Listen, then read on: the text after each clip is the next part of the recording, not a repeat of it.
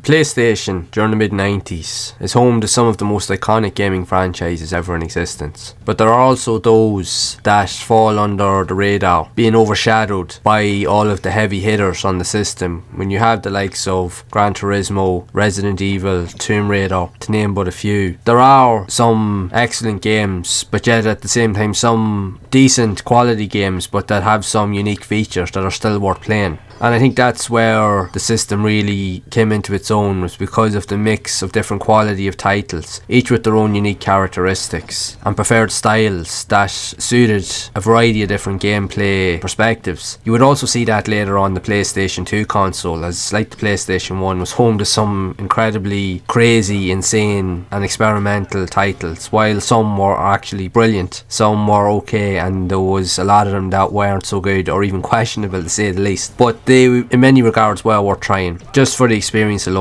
Right, they wouldn't be for everybody, but they would appeal to a select few. And the one thing you can always take away from many of these games is that they were part of someone's childhood in some shape or form. And one of the games that we'll be looking at in this video is kind of a mix of in between. While it is known to many and was considered popular, but would be overshadowed due to some early issues with gameplay mechanics and some features, and that would be Ninja Shadow of Darkness, that saw a release on the PlayStation in 1998, and originally it was intended to be released on the Sega Saturn earlier, and much of the elements of the PlayStation version was taken from the Sega Saturn version in terms of its visuals, code, graphics engine and so forth. And one thing to note is that this game was also created by the same developers and creators of the legendary Tomb Raider games. That if you look at the graphical style, the game engine used by Core Design was very noticeable, because many other games released by the creators, even when you look at the likes of Fighting Force and among a few others, they all had a very unique graphical style that made a mix of different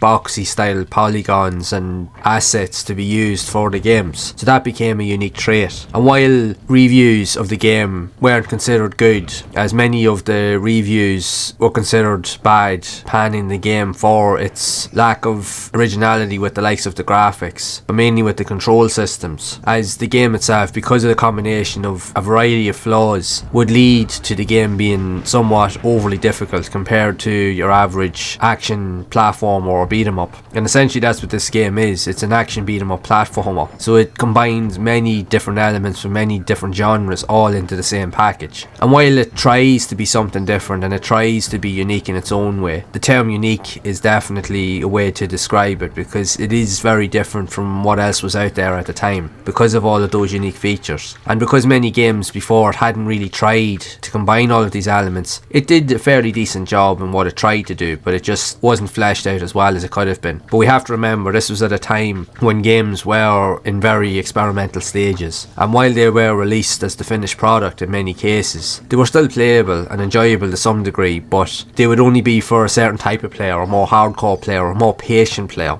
Let's just put it that way. If you were just a casual player or someone that didn't have the dexterity or the skill level to make use of the various tricky control features in this game or games like it, it probably wouldn't have been the title for you, as it would have frustrated quite a lot of people. But for those that managed to stick with it, would have had a good experience. Now mind you, this game is very difficult and it is quite long. You will find yourself traversing through many different environments, from forests to caves to lava pits, even the likes of beaches, seaside elements, but you'll find yourself repeating a lot of the same type of ideas, where you go through a lot of the different levels to eventually face a boss, and then to rinse and repeat the cycle over and over again until you get to the end of the game. And like I said, while it will appeal to a few, there are a few out there that probably will find the game to get repetitive quite quickly, because it is a tough game. I'm not going to deny that for a second. It is extremely tough. There are those out there that have been able to master it and that have put the time into it and that can complete it, but for the rest of us, myself included, and especially now as I've gotten older, as I don't have the same level of patience as I would have had say 20 years ago to play these games, I find myself resorting to having to use like cheats or invincibility just to have any chance of even getting further in the game, because like I said, it is a tough game. If anything, it's one of the toughest games I've ever played on the PlayStation, hands down. But I still really enjoyed it for what it did represent, even though the camera angles and the gameplay controls do put a lot of players off, but they are unique to the game and try to be a little bit different from whatever else was out there during that period, where you can mix up different hand and foot type of skilled martial arts combat and mixing with weapons and even magical or special abilities to defeat your opponents. In many cases you will need to utilise those skills in order to defeat enemies, because a lot of it is down to skill and in many cases luck, and just being self-aware of your surroundings in many cases to have a chance to time different button presses to make sure that you are able to jump, avoid traps, stop falling off the screen, because in this game you will die a lot.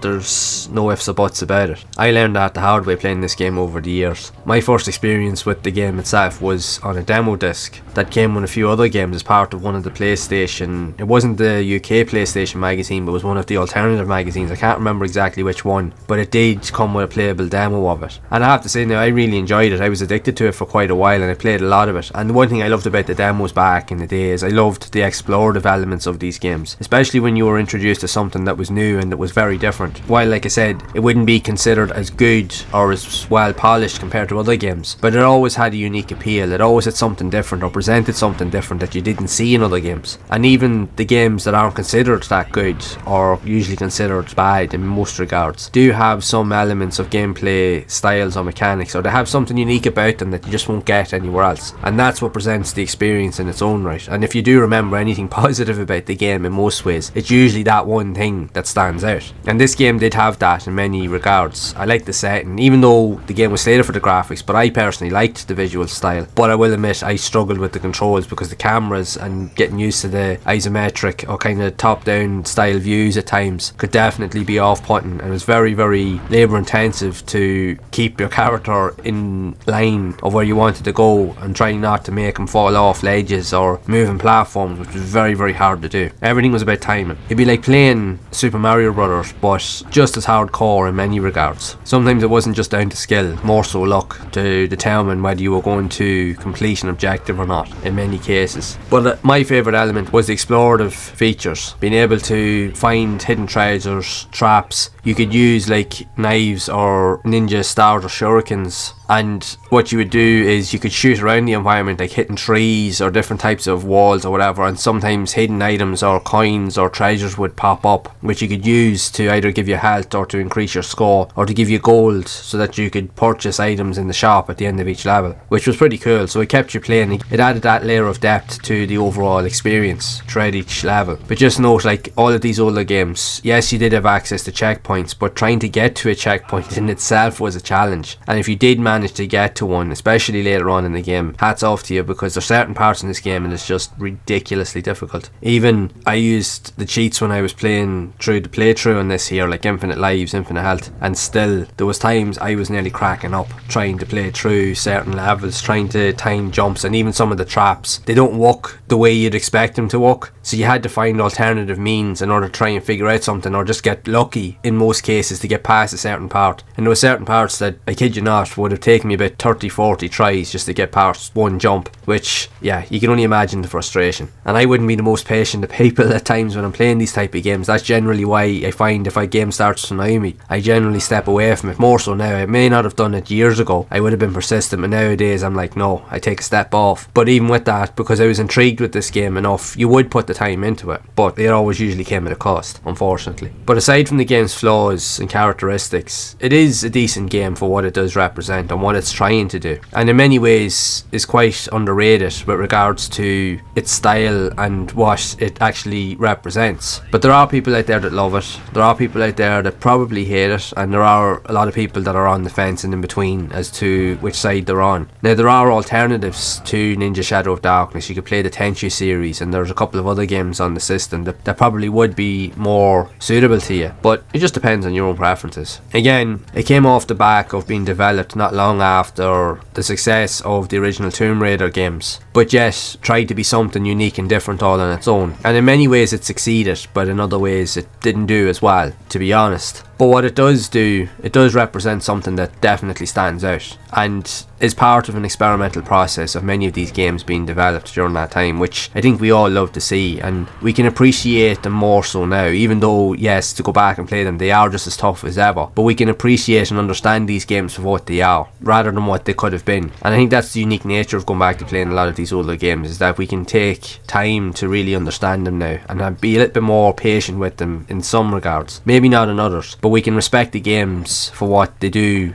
and in some cases they do what they do quite well. But you just have to tell it as you see it with these games, in all fairness to them. Yes, they're not perfect, but they're not entirely bad either. It is what it is at the end of the day. It will appeal to some, but it won't appeal to others. But that I will leave down to you. And I would love to know your thoughts of Ninja Shadow of Darkness for the PlayStation if you have played it yourself. And what do you think of this unique style of game overall? Did you manage to play the game yourself back in the day? Or maybe not? Or have you yet to experience it? And for those that have played it, did you find the game equally as difficult and as frustrating as probably I have? So be sure to share it down in the comments below. And if you have enjoyed this video, make sure to leave a like, subscribe to the channel, and also hit that bell to be updated of future content. And if you would like to see more videos around games with unique elements similar to Ninja Shadow of Darkness, you can check the playlist on screen to see more of those games in action. And as always, keep those gaming memories alive.